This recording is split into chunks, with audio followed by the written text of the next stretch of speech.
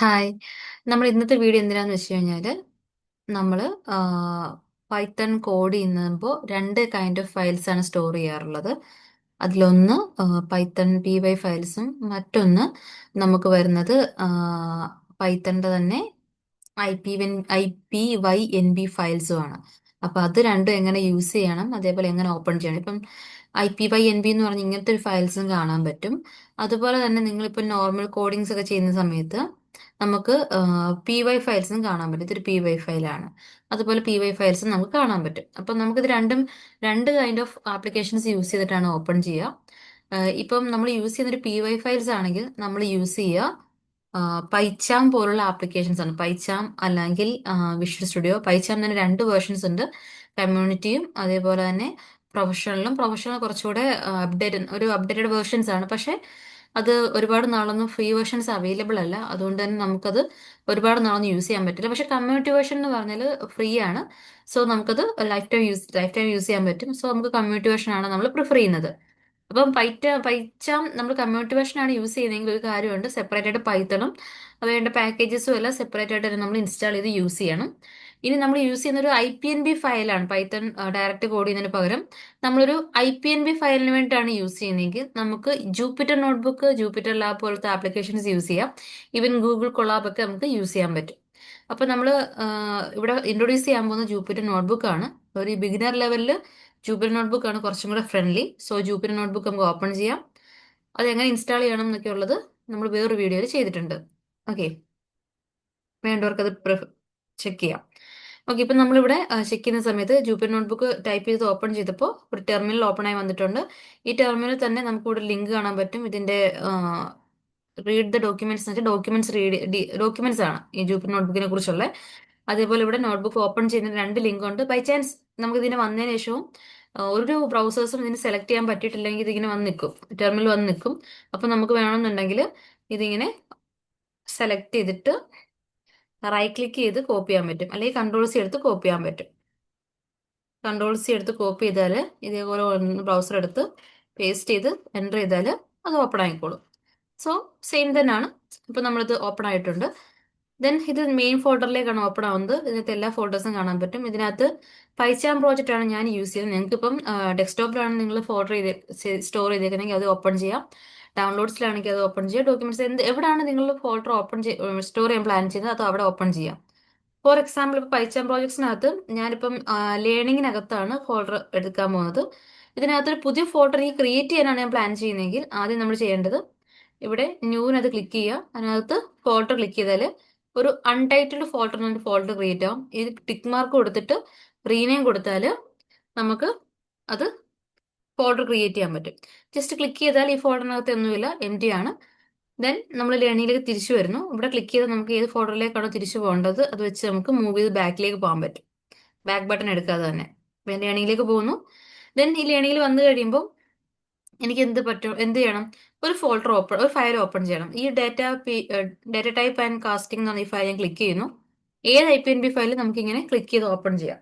Open ചെയ്തൊരു file run ചെയ്യേണ്ടത് എങ്ങനെയാണെന്ന് വെച്ച് കഴിഞ്ഞാൽ നമുക്കിത് ഇവിടെ കൊടുത്താൽ കണ്ടിന്യൂസ് ആയിട്ട് റൺ ആയിക്കോളും. ഓക്കെ, ഹോൾ നോട്ട്ബുക്ക് കണ്ടിന്യൂസ് ആയി റൺ ചെയ്യാൻ വേണ്ടിയാണ്. നമുക്കത് അങ്ങനെ വേണ്ട. പകരം നമുക്ക് ഓരോ ഷെല്ലായിട്ട് റൺ ചെയ്യാനാണെങ്കിൽ ഇത് റൺ ചെയ്യാം. ഇങ്ങനെ നമുക്ക് ഓരോ ഷെല്ലായിട്ട് റൺ ചെയ്ത് പോകാൻ പറ്റും. ഓക്കെ, ഇതിപ്പോൾ ഓരോന്നായിട്ട് റൺ ചെയ്ത് പോയിക്കൊണ്ടിരിക്കുകയാണ്. ഓക്കെ, ഇപ്പൊ നമ്മുടെ ഇവിടെ ലൈൻ നമ്പർ 2 ആണ്. ഈ 2 നമുക്ക് 1 ആവും നോക്കാം. ഓക്കെ, അത് 1 ആയി. ദാറ്റ് മീൻസ് അത് റൺ ആയിട്ടുണ്ട്. അടുത്ത് റൺ ചെയ്യുമ്പോൾ അത് 2 ആയിട്ടുണ്ട്, 3 ആയിട്ടുണ്ട്. ഇതിങ്ങനെ ഓരോന്നിട്ട് റൺ ആയി പോകും. എനിക്കിപ്പം ഒരു വൈൽ ലൂപ്പ് അല്ലെങ്കിൽ നമ്മൾ കണ്ടിന്യൂസ് ലൂപ്പിലോട്ട് പെട്ടുപോയി. അത് എങ്ങനെ മനസ്സിലാക്കാതെ കാണിച്ചു തരാം.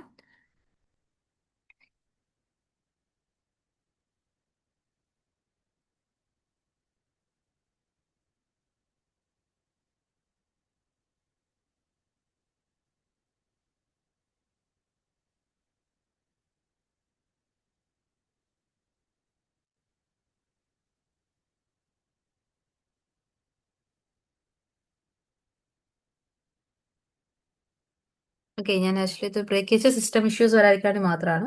ഇപ്പൊ നമ്മൾ ബ്രേക്ക് ചെയ്താലില്ലെങ്കിലും ഇതിങ്ങനെ റൺ ആയിക്കൊണ്ടേയിരിക്കും.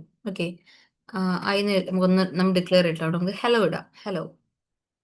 ഇതിങ്ങനെ പ്രിന്റ് ആയിക്കൊണ്ടേ ഇരിക്കുകയാണ്. ഇതിപ്പോ ഈ ഒരു സ്റ്റാർ ബട്ടൺ എപ്പോൾ നിൽക്കുന്നു അപ്പോഴാണ് കംപ്ലീറ്റ് ആവുക. ഇത് നിൽക്കുന്നില്ല തന്നെ തന്നെ. അപ്പൊ നമുക്കിത് ബ്രേക്ക് ചെയ്യണം. ഏത് കോഡും ഈ സ്റ്റാർ ബട്ടൺ വന്നിട്ട് നമുക്ക് റെസ്പോൺസ് കിട്ടുന്നുണ്ട്. പക്ഷെ നമുക്ക് ബ്രേക്ക് ചെയ്യേണ്ട സിറ്റുവേഷൻ ഉണ്ടെങ്കിൽ നമുക്ക് ഇവിടെ ഈ ടെർമിനൽ തന്നെ ഈ ഒരു ഷെല്ലിൽ ക്ലിക്ക് ചെയ്തിട്ട് സ്റ്റോപ്പ് ബട്ടൺ ക്ലിക്ക് ചെയ്താൽ അത് സ്റ്റോപ്ഡ് ആയിക്കോളും. ഇപ്പൊ സ്റ്റോപ്പ് ആയിട്ടുണ്ട്. നമ്മൾ അഗെയിൻ നമ്മൾ ഈ ടൈപ്പ് ഓഫ് പേഴ്സൺ റൺ ചെയ്ത് കഴിഞ്ഞാൽ അതെന്തായി, ലിസ്റ്റായി, അത് കിട്ടി. ഓക്കെ. ഇനി നമ്മൾ ഇതേപോലെ റൺ ചെയ്യുന്ന സമയത്ത് സ്റ്റോപ്പ് ചെയ്തിട്ടും പ്രോപ്പർ സ്റ്റോപ്പ് ആവുന്നില്ലെങ്കിൽ നമുക്ക് എന്ത് ചെയ്യാൻ പറ്റും, ഇവിടെ റീസ്റ്റാർട്ട് കേണലുണ്ട്, അത് ക്ലിക്ക് ചെയ്താൽ റീസ്റ്റാർട്ട് ആവും. റീസ്റ്റാർട്ട് ആകുമ്പോൾ ഇവിടെ നമ്പർ ഒന്നും വരില്ല, പകരം ഇവിടെ അണ്ടർ ദ സ്റ്റാർ അത് മാറിപ്പോവും. അപ്പൊ എന്താണ്, അത് സ്റ്റോപ്പ് ആയതിന് അർത്ഥം ഫുൾ ആയിട്ട് അത് റീസ്റ്റാർട്ട് ചെയ്തു. ദെൻ നമ്മൾ ഇവിടെ വീണ്ടും എന്ത് റൺ ചെയ്താൽ ഇവിടെ എറർ വരും. കാരണം ഇത് ഒരു നമ്മൾ ഇത്രയും നേരം ചെയ്തുകൊണ്ടിരുന്ന എക്സിക്യൂട്ട് ചെയ്തുകൊണ്ടിരുന്ന എന്താണോ അതൊന്നും സ്റ്റോർ ചെയ്യുന്നില്ല, ഡയറക്റ്റ് ഒന്നേന്ന് സ്റ്റാർട്ട് ചെയ്യാണ്.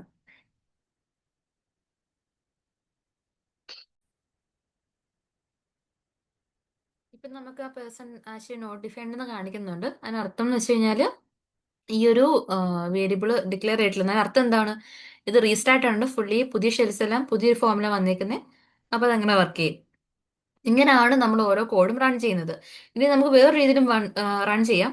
കീബോർഡ് വെച്ചിട്ട് വർക്ക് ചെയ്യുന്നതെന്ന് വെച്ചാൽ ഷിഫ്റ്റ് ക്ലിക്ക് ചെയ്തിട്ട് എൻ്റർ ബട്ടൺ ക്ലിക്ക് ചെയ്യുക. ഷിഫ്റ്റ് ക്ലിക്ക് ചെയ്തിട്ട് എൻ്റർ ബട്ടൺ ക്ലിക്ക് ചെയ്യുക. ഷിഫ്റ്റ് ക്ലിക്ക് ചെയ്ത് എൻ്റർ ബട്ടൺ ക്ലിക്ക് ചെയ്യുക. ഷിഫ്റ്റ് പ്ലസ് എൻ്റർ, അതാണ് ഡയറക്റ്റ് ഷെല്ല് റൺ ചെയ്യാനുള്ള ഒരു മെത്തേഡ്. ഇനി നമുക്കൊരു ഷെല്ല് ഇത് വേണ്ടെന്നുണ്ടെങ്കിൽ സിസേഴ്സ് വെച്ചിട്ട് കട്ട് ചെയ്താൽ ആ ഒരു ഷെല്ല് റിമൂവ് ആയി പോകും. നമുക്ക് ഇനി പുതിയ ഷെല്ല് ആഡ് ചെയ്യണമെങ്കിൽ ഇവിടെ ആഡ് ബട്ടൺ കൊടുത്ത് നമുക്ക് ഒരു പുതിയ ഷെല്ല് ക്രിയേറ്റ് ചെയ്യാനും പറ്റും.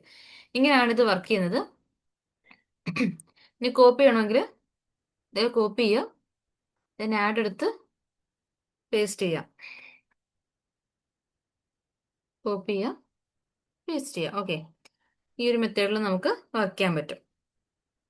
ഓക്കെ. ദെൻ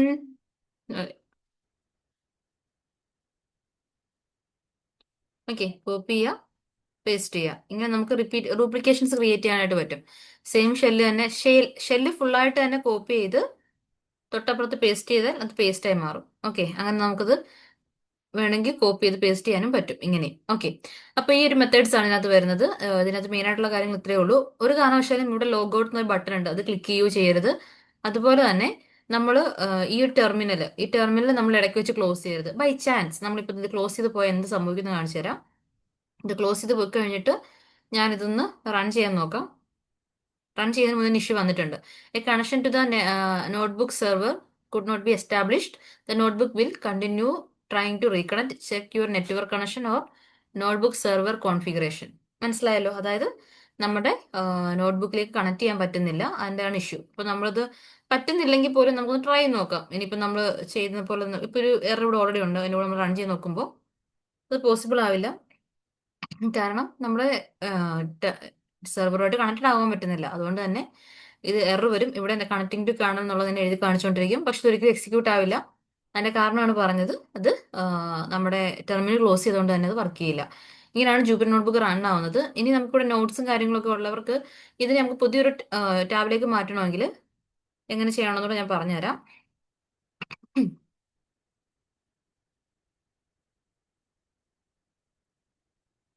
ഇപ്പൊ നിങ്ങൾക്ക് ഓൾറെഡി നോട്ട്ബുക്ക് ഉണ്ട്, ആ നോട്ട്ബുക്കിലെ കുറച്ച് ഡാറ്റാസ് നിങ്ങൾക്ക് കളയണം. പക്ഷെ പഴയത് അതേപോലെ തന്നെ നിങ്ങൾ കൈ വെക്കുകയും വേണം.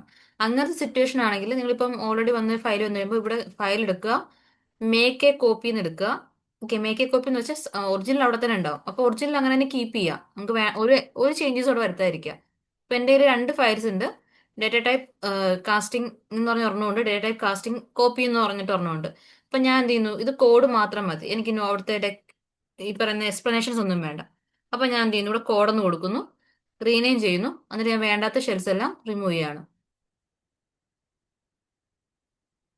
ഓക്കെ, ഞാൻ ഇത് റിമൂവ് ചെയ്ത് കളഞ്ഞു. ഇനി ഇത് ഒന്ന് റൺ ചെയ്ത കോഡ് മാത്രമേ ഇവിടെ കാണുള്ളൂ. ഓക്കെ, അതേപോലെ താഴോട്ട് വരുമ്പോഴും എനിക്ക് എക്സ്പ്ലനേഷൻസ് ഉണ്ട്. എക്സ്പ്ലനേഷൻസ് എവിടെ വരുന്നത് മാത്രം ക്ലിക്ക് ചെയ്യുക, കട്ട് ചെയ്യുക. ഇപ്പൊ കട്ട് ചെയ്യുന്ന കൂട്ടത്തിൽ നിങ്ങളുടെ കയ്യിൽ നിന്ന് ഇടയ്ക്ക് എന്തെങ്കിലും ബൈ ചാൻസ് കട്ടായി പോയി, ടെൻഷൻ അടിക്കേണ്ട കാര്യമില്ല. ഇത് നിങ്ങൾ കോമൺ സെൻസ് ആണല്ലോ. അതായത് നമുക്ക് അവിടെ എന്ത് ചെയ്യാം, പുതിയ ടാബ് ക്രിയേറ്റ് ചെയ്തിട്ട് അവിടെ എന്താണോ ഉള്ളത് അത് അങ്ങനെ കോപ്പി ചെയ്ത് ഇപ്പുറത്തൊന്ന് ഇടുക. ഇവിടുന്ന് ഓരോ ലൈൻസും കൺട്രോൾ സി എടുത്ത് കോപ്പി ചെയ്ത് ഇപ്പുറത്തെ ഷെല്ലിൽ കൊണ്ടുവന്ന് കൺട്രോൾ വി എടുക്കുക, ഷിഫ്റ്റ് എൻ്റർ കൊടുക്കുക, പേസ്റ്റ് ചെയ്യുക. അങ്ങനെ ഓരോന്നോരോന്നായിട്ട് അവിടുന്ന് ഓരോ ലൈനായിട്ട് കൊണ്ടുവന്ന് കോപ്പി പേസ്റ്റ് ചെയ്ത് കഴിഞ്ഞാൽ നിങ്ങൾക്ക് ഫുൾ സംഭവം അപ്പുറത്ത് ക്രിയേറ്റ് ചെയ്യാൻ പറ്റും. ഓക്കെ, ഇതാണ് ജൂപ്പിറ്റർ നോട്ട്ബുക്കിനെ കുറിച്ച് പറയാനുള്ളത്. ഒരു ബിഗിനർ എന്ന രീതിയിൽ ജൂപ്പിറ്റർ നോട്ട്ബുക്ക് യൂസ് ചെയ്യുന്നത് ഈ ഒരു മെത്തേഡിലാണ്.